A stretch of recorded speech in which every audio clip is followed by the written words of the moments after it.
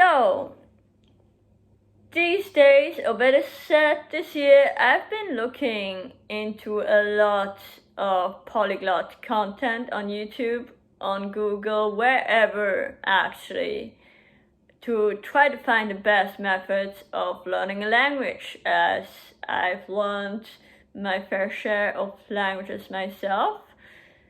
With some, I progressed way faster than with others, which is normal. And I am now at this point that I feel pretty confident that I got some things to say about that too. Like, the biggest mistake that most people do is that they try what is considered the traditional approach to language learning. And in my opinion, it just doesn't work. It's like the boring school French class that you might have had if you live in Germany, Switzerland. And it's that really nowhere going Spanish class if you probably live in the USA and places like that.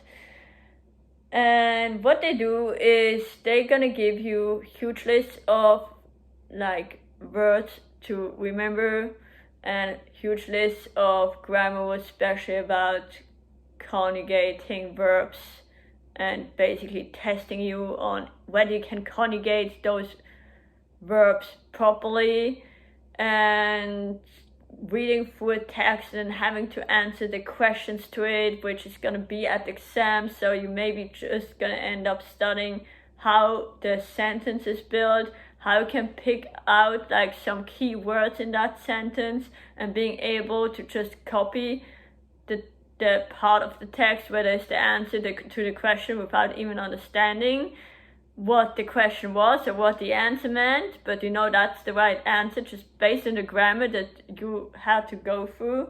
At least that's how I went through French classes in school. It worked like to some extent, just not to the extent that I could actually use or enjoy French, which is like the biggest flaw. You need to enjoy language.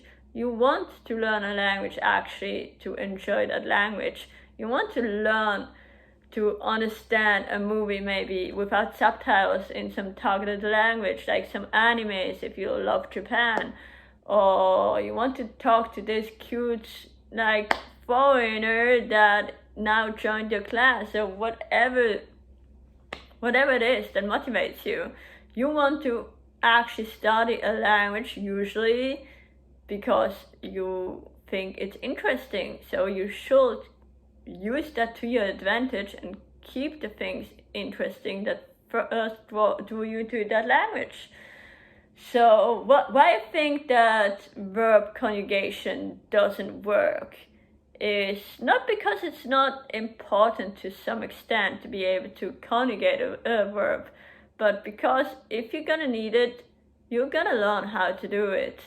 Like, the most important part is being able to understand things so that you can actually use more content on a more difficult level and like naturally acquire the language that way. Like the more content you can understand, the more you will be able to replicate yourself. Like, it's as simple as that. Like, a baby doesn't learn a language by going through freaking grammar rules and stuff. They don't go through a lot of flashcards. They just have the mom using simple languages like, here, eat, take this, cute, isn't it? Yeah, like, you have to go slow about things. You have to be gentle with yourself. Like, just watch some movies, listen to some songs, use the subtitles in your own language, get your ears adjusted to the new language to be able to even tell apart the sounds, especially like in a tonal language as in Chinese. You want to first get your ears tuned to even know where does the word start, where does it end, and what's the rhythm of the language maybe. And that just takes some time. You cannot really rush things. You need to just trust the process and you have to stay consistent. Consistency is the main key. Even if it's just half an hour, 20 minutes a day, 20 minutes a day is gonna be a lot more than 1 hour every 2-3 days. Like, you need on average about 20 times with a new verb and with a new word until you actually can remember it properly. Like, you cannot just go through a list of words and be like, oh, I need to remember this, I need to remember it, and read it over and over without a context.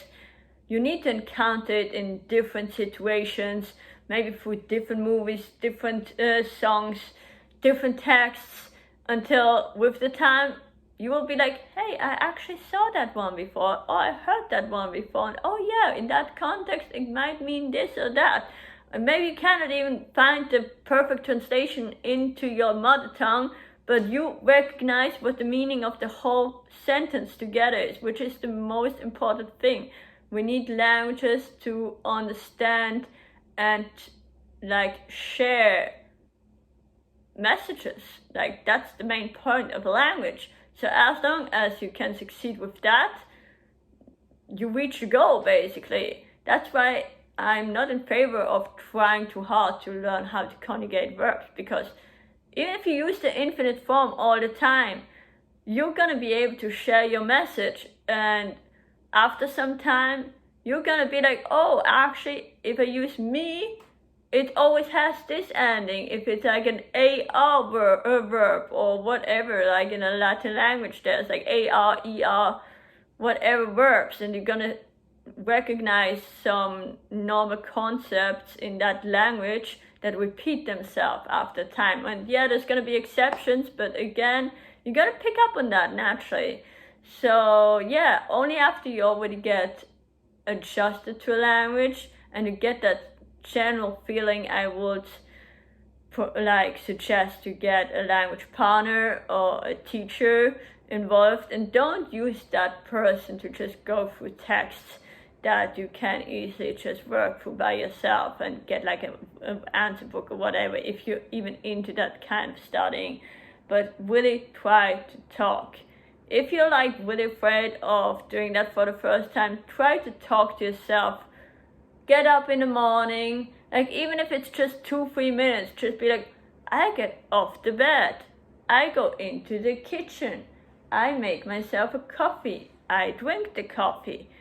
Even if you don't know every second word that you're trying to say, use your phone and look it up quickly and be like, okay, maybe it's not even 100% correct how you translate it with like Google Translate or whatever, but you're gonna be able to get more comfortable just using your mouth to even create those sounds that the language entails.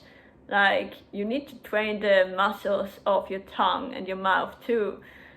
So like that you can gain some confidence. Like, or film yourself. That's actually one of the reasons why I wanted to make YouTube videos, to just have the motivation to film myself and speak to a camera, because it forces you to try to drill something.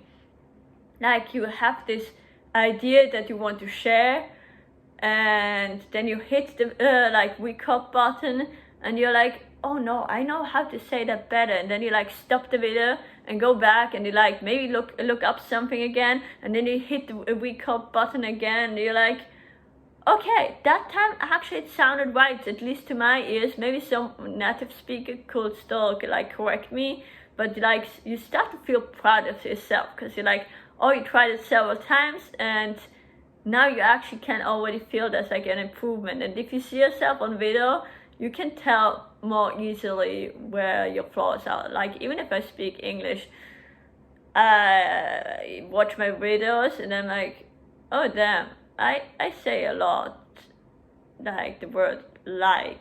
I maybe should stop that. I actually didn't realize it until very recently, because it didn't take like videos of me speaking English for the longest time, and I'm like, wow, he did it again. So yeah, it's like a great way of giving yourself a feedback. So anyhow, little like